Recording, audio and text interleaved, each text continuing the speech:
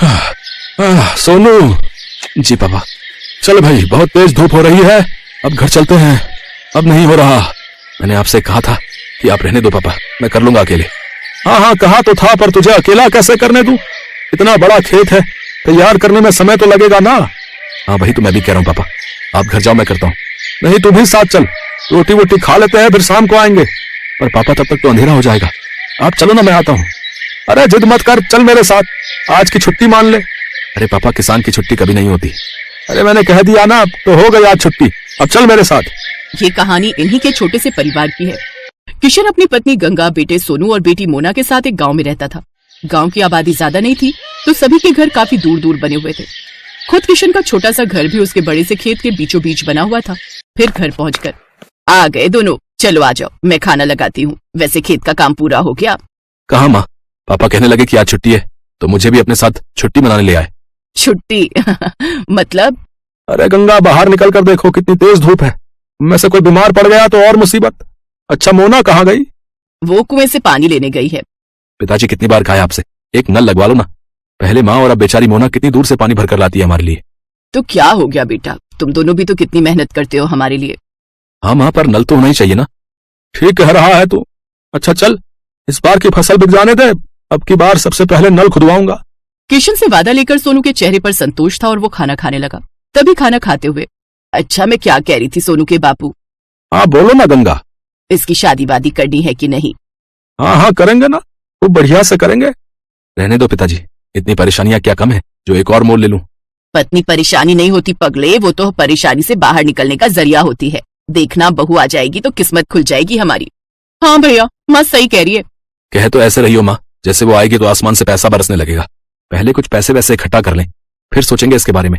ऐसे ही कई महीने बीत गए। किशन की फसल पककर तैयार थी। इस बार किशन की अच्छी फसल हुई थी। फसल से किशन को अच्छे पैसे भी मिले थे, तो वादे के मुताबिक किशन ने सबसे पहले घर में एक हैंडपंप खुदवाया और फिर उसी शाम। हाय, कितना मीठा पानी आ रहा है। सोनू के बापू, ये काम आपने अच्छा कर दिया। अब सुनो, इससे पहले कि कोई और बड़ा खर्चा आए, सोनू का ब्याह भी कर दो और उसके लिए कमरा भी बनवा दो। ना माँ, अभी तो।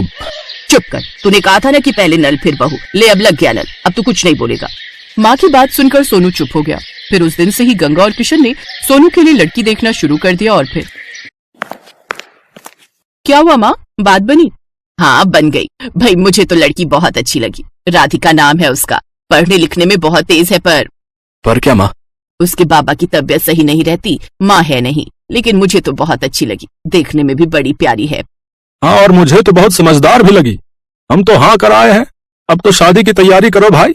कुछ दिनों के बाद सोनू की शादी राधिका से हो गई। राधिका ने ससुराल आते ही घर का सारा काम संभाल लिया। इस छोटे से परिवार में खुशियां ही खुशियां थी। फिर एक दिन, माँ जी अपना गांव तो बहुत छोटा है, यहाँ तो कुछ ही घर दिखते हैं। हाँ बेटा, शुरू से ऐसा ही है ये गाँव। राम राम सबसे है, लेकिन किसी से कोई ज्यादा मतलब रखता नहीं है। सब अपनी अपनी खेती करते हैं और खुश रहते हैं। माँ जी, हाईवे कहाँ को जाता है? दिल्ली की तरफ जाता है बिटिया। आप कभी गई हो दिल्ली? हाँ, एक बार तेरे बापू ले गए थे मेरे इलाज के लिए। बहुत चौड़ी सड़क है भाई, बस वाले ने सर्र भगा दी बस। इसका मतलब दिल्ली ज्यादा दूर नहीं है यहाँ से। हाँ, पर तू क्यों पूछ रही है? नहीं कुछ नहीं, बस ऐसे ही। गंगा समझ नहीं पा रही थी कि राधिका के मन में क्या खिचड़ी पक रही थी। ऐसे ही वक्त बीतता गया। फिर एक दिन किशन और सोनू सिर पकड़े बैठे थे, तभी राधिका चाय लेकर आई। क्या हुआ पापा, कोई परेशानी है क्या? हाँ बेटी, इस बार बड़ी विपत्ति आन पड़ी है। अब की बार बारिश बहुत कम हुई है, सारी फसल सूखने लगी है। बेचारा सोनू नल से बाल्टी भर भर कर फसल सींच रहा है, ताकि हमारे परिवार के लायक तो कम से कम अनाज निकल ही आए। पर पिछले साल तो खूब बारिश हुई थी। हाँ राधिका, तब इतनी बारिश हुई थी कि आधी फसल गल गई थी। खेती किसानी की यही समस्या है, बारिश कम हो तो दिक्कत और ज्यादा हो जाए तो दिक्कत। भगवान जाने क्या होगा आगे। मोना की शादी भी तो करनी है, और जब पैसे ही नहीं जुड़ेंगे तो फिर कैसे होगा सब। भरोसा रखो गंगा, सब ठीक हो जाएगा। अपने परिवार को परेशान देख राधिका भी दुखी हो गई। वो अब अपने परिवार की मदद करने के बारे में सोचने लगी। और फिर, पापा एक बात कहनी थी आपसे। हाँ बेटा, बोलना, क्या बात है? मोना की शादी के लिए कितने पैसे चाहिए आपको? क्यों, ऐसा क्यों पूछ रही है बेटी? बताइए ना पहले। कम से कम 5 लाख तो होने ही चाहिए। 3 के आसपास तो जमा है बैंक में, लेकिन 2 लाख का इंतजाम कैसे होगा पता नहीं। मेरे पास एक उपाय है, अगर आप लोगों को ठीक लगे तो। हाँ बोलो ना राधिका। देखिए, आजकल ना ये शहर वालों को फार्म हाउस वेडिंग और फार्म हाउस पार्टी का बड़ा चस्का है। हमारा खेत हाईवे से लगा हुआ है, दिल्ली भी दूर नहीं है, तो बस हमें हाईवे से खेत तक का रास्ता ठीक करना है, लकड़ी से खेत की बाउंड्री करनी है और कुछ चारपाइयां और सजावट का काम करना है और एक अच्छा सा नाम सोचकर एक बोर्ड लगाना है। बेटा, अब मुझे तेरी बात कुछ कुछ समझ में आ रही है। इस सब के लिए पैसे कहाँ से आएंगे? वो 3 लाख रुपए हमारे काम आएंगे और अगर धंधा चल निकला तो मोना की शादी हम धूमधाम से करेंगे। मुझे भी ये आइडिया बढ़िया लग रहा है। अगले ही दिन से पूरा परिवार राधिका के कहने पर काम में जुट गया। हाईवे से लेकर खेत तक बढ़िया टाइलें लगा दी गई, लकड़ियों से खेत की 4 दीवारी कर दी गई और फिर खेत अच्छे से साफ कर उसमें घास उगाकर जगह जगह सुंदर चारपाइयां लगा दी गई। फिर खेत के बीचों बीच एक सुंदर और बड़ी सी खुली झोपड़ी बनाई गई। पूरे परिवार ने जमकर मेहनत की। फिर अगले ही दिन, हेलो, मेरा नाम राहुल है, मैं दिल्ली से आया हूँ। ये रिजॉर्ट पहली बार देखा। क्या परसों शाम के लिए स्पेस अवेलेबल है? हाँ हाँ जी बिल्कुल। क्या फंक्शन है? मेरे बेटे का बर्थडे है। केटरिंग मैं खुद देख लूंगा, बस मुझे ये जगह अच्छी लगी। मेरा बजट 20,000 का है। बोलिए, आपको चलेगा? जी हाँ बिल्कुल। Thank you so much. ये लीजिए 10,000 रुपए एडवांस। राधिका का प्लान काम कर रहा था। 2 दिन बाद राहुल ने अपने बच्चे का बर्थडे खूब अच्छे से मनाया। राधिका और उसके परिवार ने पूरे खेत को गुब्बारों और रोशनी से सजाया था। ऐसे धीरे धीरे लोगों को गंगा के रिजॉर्ट के बारे में पता चलता गया और लोग आते गए। अब तो राधिका और उसके परिवार को काम से फुर्सत नहीं थी। फिर ठीक 2 साल बाद, भैया खाना जल्दी लगाओ, बारात आने वाली है। जी मैडम, अभी लगाता हूँ। ओहो, मोना तैयार हुई कि नहीं? मोना, मोना आ जाओ भाई। देख रही है राधिका अपनी ननद को। हाँ माँ, परी से कम नहीं लग रही है। सब आपकी वजह से है भाभी, मेरी नहीं हमारी वजह से। और सुनो, अपने पहले बच्चे के पहले बर्थडे के लिए अभी से बुकिंग कर लो इस रिजॉर्ट की। क्या पता तब ये स्पेस खाली हो या ना हो। और प्यार ने उसे थोड़ा बिगाड़ दिया है, तो बस कभी उसकी किसी बात का बुरा मत मानिएगा। बच्ची समझकर माफ कर दीजिएगा उसे। आप बिल्कुल चिंता मत कीजिए रॉय साहब, हम आपके जितना ऐशो आराम भले ही ना दे सके उसे, लेकिन लाड़ प्यार में कोई कमी नहीं रखेंगे, ये वादा है हमारा। मैं जानता हूं भाई साहब। अच्छा, अब मैं चलता हूं, शादी की बहुत सी तैयारियां करनी है। रुकिए अंकल, एक रिक्वेस्ट थी आपसे। मैं तुम्हारी हर रिक्वेस्ट एक्सेप्ट करूंगा बेटे, अगर तुम मुझे अंकल की जगह पापा कहकर बुलाओगे। जी पापा, वो मैं कहना चाहता हूं कि मेरी और सोनिया की शादी बहुत सिंपल तरीके से हो। इस बारे में सोनिया से भी बात हो गई है मेरी।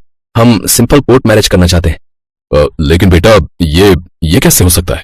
प्लीज पापा। ठीक है बेटा, तुम और सोनिया जैसा चाहते हो वैसा ही होगा, बस तुम दोनों हमेशा खुश रहो। इतना कहकर विनीत राय ने अजय के माता पिता के सामने हाथ जोड़े और वहां से चले गए। दरअसल विनीत राय एक जाने माने बिजनेसमैन थे और यहाँ उनकी इकलौती बेटी सोनिया की शादी की बात हो रही थी। खास बात ये थी कि इतना अमीर आदमी अपनी इकलौती बेटी का रिश्ता एक ऐसे घर में कर रहा था जो हैसियत में उनसे बहुत ही कम था। अजय एक प्राइवेट कंपनी में जॉब करता था और उसकी सैलरी से बस घर का खर्च ही चल पाता था। लेकिन जब से अजय को पता चला था कि उसके पिता के ब्रेन में ट्यूमर है, तब से अजय के दिन का चैन और रातों की नींद गायब हो गई थी।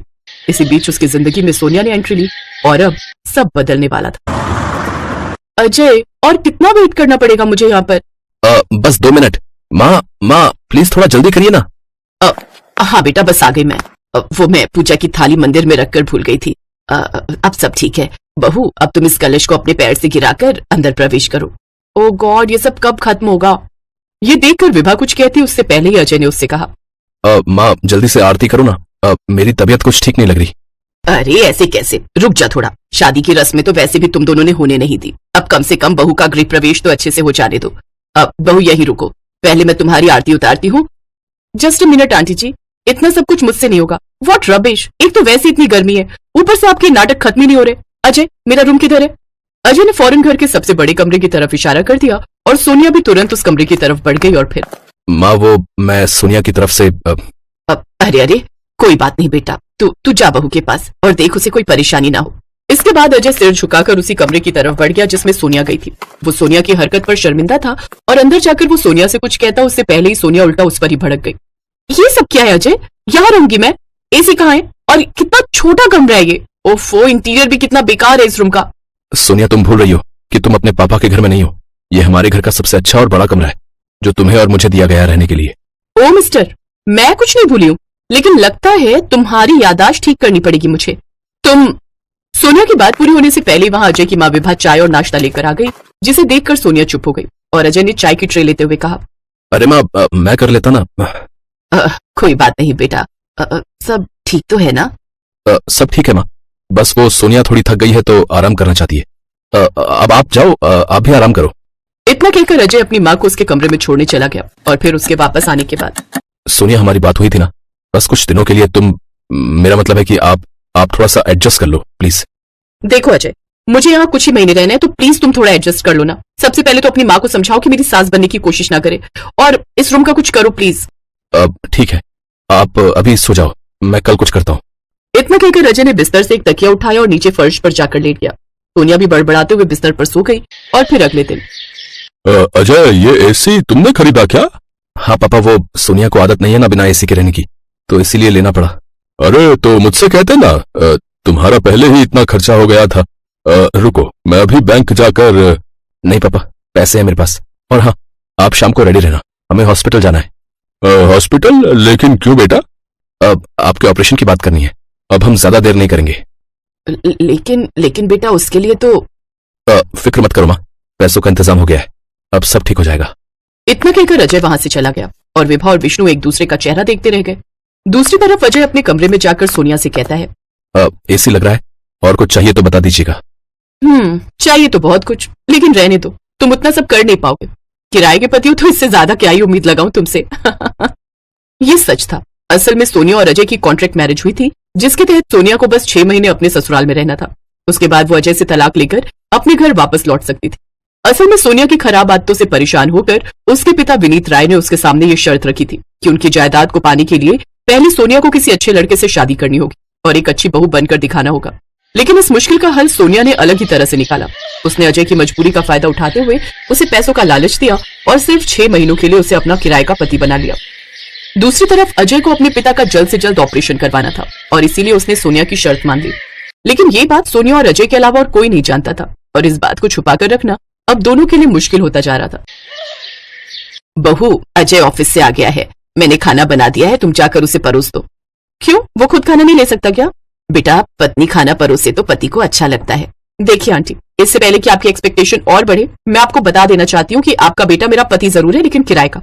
मैंने उसे इस शादी के लिए पूरे 10 लाख रुपए दिए, और हाँ, ये शादी सिर्फ 6 महीने की है, तो बस तब तक ही मैं आप लोगों को और इस घर को झेल रही हूँ। एक बार मेरे पापा अपनी प्रॉपर्टी मेरे नाम कर दे, फिर मैं आपके बेटे को तलाक देकर यहाँ से हमेशा के लिए चली जाऊंगी। विभा के सामने अब सब कुछ शीशे की तरह साफ था, लेकिन वो ये सब बर्दाश्त नहीं कर पाई और बेहोश होकर जमीन पर गिर पड़ी। फिर अजय को इस सब के बारे में जैसे ही मालूम हुआ तो वो गुस्से में सोनिया से बोला, तुम्हें जरूरत क्या थी मेरी माँ के सामने ये सब बोलने की? जरूरत थी क्योंकि तुम्हारी माँ मेरे सिर पर चढ़ रही थी, और वैसे भी किराए पर मैंने तुम्हें लिया है, तो मैं क्यों चुप रहूं? अजय समझ गया था कि उसने सोनिया के रूप में बड़ी मुसीबत मोल ले ली थी, लेकिन वो भी मजबूर था, इसलिए वो चुपचाप सोनिया की सारी बदतमीजियां बर्दाश्त करता रहा। और फिर एक दिन, थैंक्स पापा, मुझे नहीं लगा था कि आप इतनी जल्दी ये पेपर साइन कर देंगे। पापा, मुझे कुछ बताना था आपको। यही ना कि अब तुम्हारा अपने ससुराल से कोई रिश्ता नहीं रहा। अच्छा है, तुम अजय और उसके घर के लायक भी नहीं हो। तुम्हें जल्दी वापस बुलाने के लिए ही ये पेपर साइन किए हैं मैंने। क्या? तो इसका मतलब अजय ने आपको सब कुछ बता दिया? हाँ, और सिर्फ बताया नहीं, बल्कि तुम्हारे दिए 10 लाख भी वो वापस देकर गया है। तुम नहीं जानते कि तुमने क्या खोया है। अजय लाखों में एक लड़का है, वो अपने पिता के ऑपरेशन के लिए किराए का पति बनने को तैयार हो गया। तो सोचो, अपनी पत्नी के लिए वो क्या क्या कर सकता था। लेकिन अफसोस, अब ना तो उसके पिता का ऑपरेशन हो सकेगा और ना ही तुम्हें सुधारने की मेरी ख्वाहिश पूरी हो सकेगी। अपने पिता की बात सुनकर सोनिया को धक्का लगा। उसे वाकई अजय के लिए बुरा लग रहा था। हाथ में पकड़े प्रॉपर्टी के पेपर्स उसे बहुत भारी लग रहे थे, क्योंकि उसे एहसास हो गया था कि उनके बदले उसने क्या खोया है। अब उसके सामने तलाक के पेपर्स थे, लेकिन उन पर साइन करने की उसके अंदर ना तो हिम्मत थी और ना